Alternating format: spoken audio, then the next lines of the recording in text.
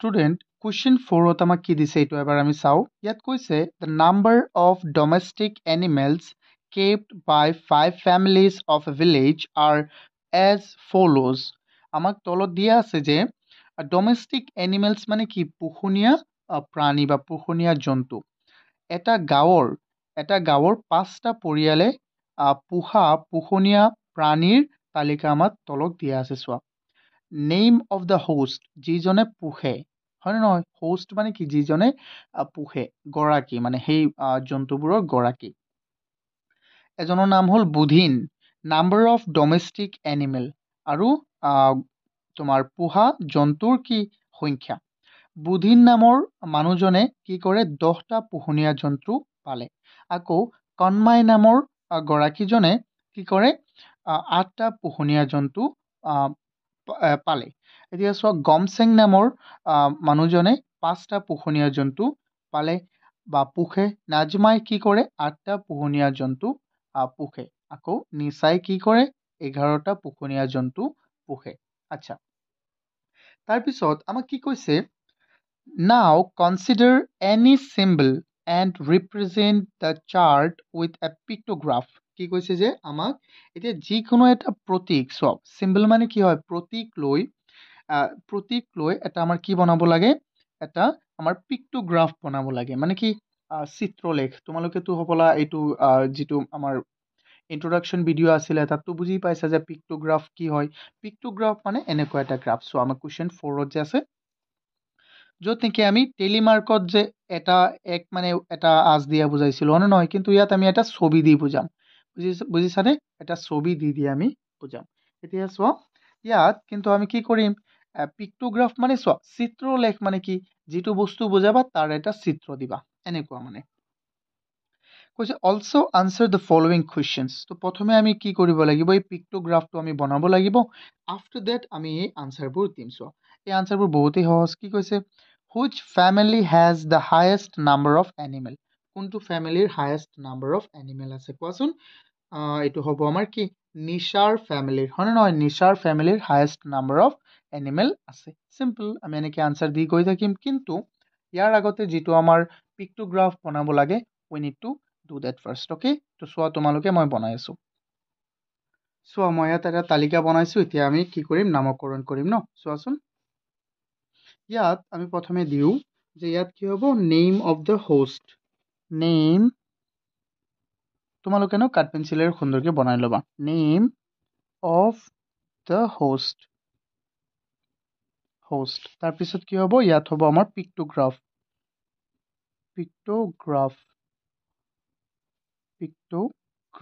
তাৰ পিছত এইটো ইয়াত কি হ'ব আমাৰ চোৱা number of domestic animal so মই ইয়াত সৰুকে লিখি দিওঁ ন এনিমেল তোমালোকে বুজি ল'বা ন চোৱা এতিয়া আমিতো সিম্বল এটা চুজ কৰিব লাগিব ন সিম্বল এটা আমি চুজ কৰিলো প্ৰথমে মই কি সিম্বল চুজ কৰিম ধৰা হাঁহৰ নিচিনা বনাও মই ন মই বনাব নোৱাৰি কিন্তু এইটোই বনাইছো দিয়া এনেকুৱা যিকোনো সিম্বল ল'ব পাৰা তুমি এটা ষ্টাৰৰ নিচিনা ল'ব পাৰা তো চোৱা এইটো ষ্টাৰ লওঁ মই ন ষ্টাৰ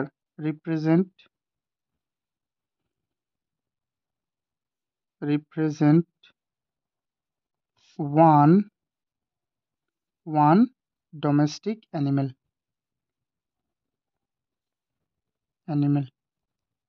বুজি পাইছানে মানে এটা ষ্টাৰ তুমি যিকোনো চিহ্ন ল'ব পাৰা ইয়াত ন আমাক কৈছে যে use any symbol and represent the chart আমাক কৈছে যিকোনো সিম্বল ব্যৱহাৰ কৰা তো আমি নাম দিও বুধিন তাৰ পিছত হ'ল কি কণময় গমচেং তাৰ পিছত কি আছে আমাৰ নাজমা আৰু কি হ'ল আমাৰ নিশা স্টুডেন্ট অকমান সময় ৰবা তোমালোকে যদি আমাৰ কোৰ্স কিনিব বিচাৰা তেন্তে আমাৰ এপটো ডাউনলোড কৰা যিটো নেকি তোমালোকে প্লে ষ্টৰত পাই যাবা অস্পিন একাডেমি নামৰ এপটো ডাউনলোড কৰা বা তোমালোকে ডিছক্ৰিপশ্যনতো পাই যাবা চোৱা আৰু যদি তোমালোকে বেটছটো জইন কৰা নকৰা এইটো কোনো কথা নাই যদি free test M C Q টেষ্টটো তোমালোকে দিব বিচাৰা ফ্ৰী এম চি কিউ টেষ্টটো তেতিয়া তোমালোকে মোক এইটো নাম্বাৰত কল কৰিব পাৰিবা চোৱা 6002547877 আৰু চোৱা তোমালোকে এই যে ইয়াত যে মই যিকেইটা মেথছ কৰাই দিছোঁ বা যিকেইটা প্ৰব্লেম কৰাই দিছোঁ ইয়াৰ যদি তোমালোকে PDF পাব বিচাৰা তেন্তে আমাৰ ৱেবছাইটটো ভিজিট কৰিব পাৰিবা www.ospinacademy.online ডিছক্ৰিপশ্যনত তোমালোকে আটাইবোৰ ইনফৰমেশ্যন পাই যাবা থেংক ইউ আচ্ছা চোৱা নাম্বাৰ অফ ডমেষ্টিক এনিমেল তাৰ কিমান আছিলে এইফালে বুধিনৰ হ'ল 10টা আৰু ইয়াৰ হ'ল 8টা 5টা 8টা আৰু কেইটা 11টা এতিয়া চোৱা ইয়াত মই কেইটা ষ্টাৰ অংকন কৰিব লাগিব মই 10টা তো মই 10টা ষ্টাৰ অংকন কৰিম 10টা কেইটা হ'ল 4টা ইফালে হৈ গ'ল 6টা 1 2 3 4 5 6 7 8 9 10টা চিম্পল তাৰপিছত চোৱা কাণমাইৰ কেইটা 8টা তেন্তে 1 2 3 4 5 6 7 8 আকৌ গমচেঙৰ কেইটা আছিলে গমচেঙৰ হ'ল আমাৰ 5টা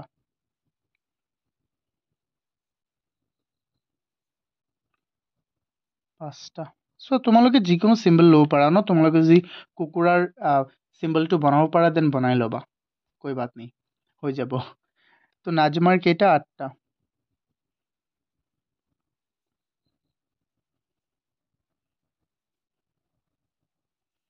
5 6 7 7 8 1 2 3 4 5 6 7 8 আকৌ ইয়াৰ কেইটা নিচাৰ কেইটা 11টা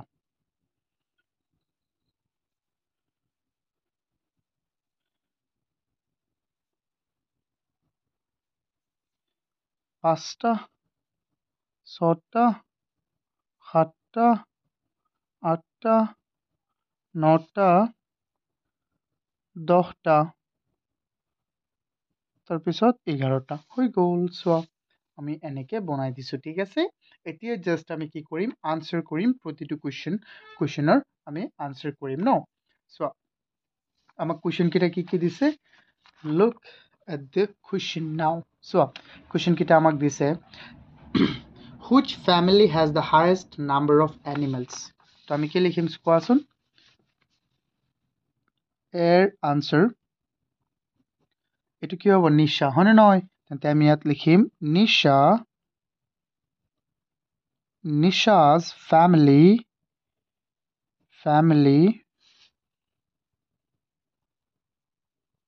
has the highest number of animals simple তেন্তে নিশাৰ কি আছিল চোৱা তুমি ইয়াত নিজেই চোৱা 11টা আছে নে নাই তেন্তে নিশা's family has the highest number of animals simple এতিয়া চাওঁ আমি বি নম্বৰত আমাক কি কৈছে what is the difference between the highest and the least number of animals চোৱা ইয়াত ডিফাৰেঞ্চটো কি আছে একেবাৰে লিষ্ট একেবাৰে হায়েষ্টটো হ'ল নিশাৰ তাত আছে 11টা একেবাৰে কম কাৰ তাত আছে গমচেঙৰ তাত কেইটা 5টা তেন্তে ইহঁতৰ মাজত ডিফাৰেঞ্চটো কিমান হয় আমাৰ 6 তেন্তে আমি ক'ম যে চোৱা বি আনচাৰ the difference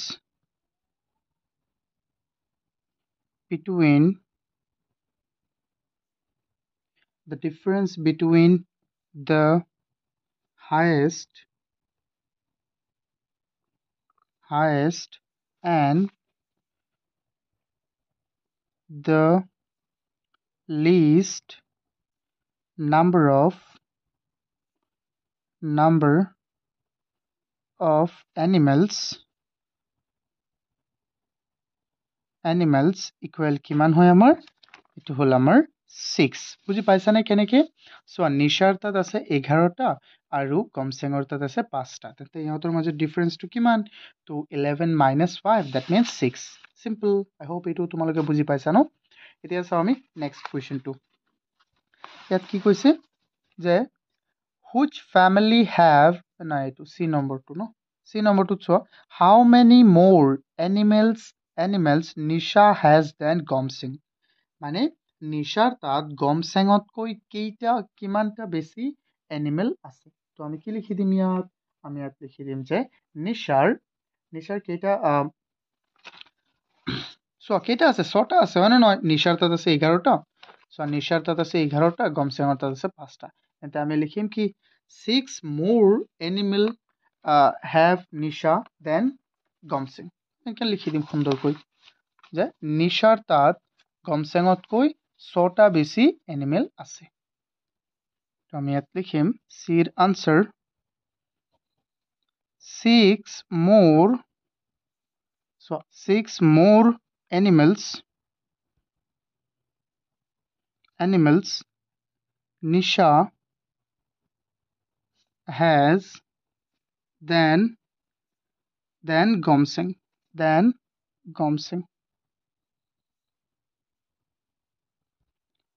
নিশাৰ 6টা এনিমেল বেছি আছে কাতকৈ গমচেঙতকৈ সিম্পল এতিয়া চাও আমি টি নম্বৰটো কি কৈছে আমি কোৱেশ্চনটো এবাৰ চাই লও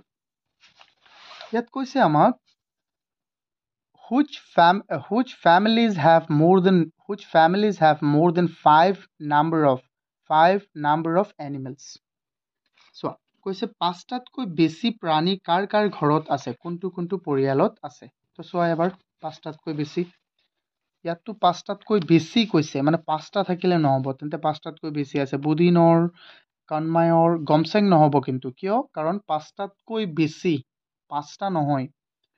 কিন্তু নাজমা নিশা কনমায় এন্ড বুদিন তো আমি ইয়াত লিখি দিম আমি এবাৰ পৰা লিখো বুধিন কমা কনমায় কমা নাজমা and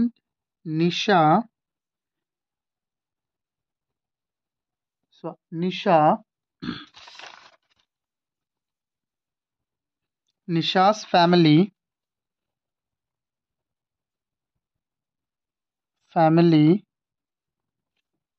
has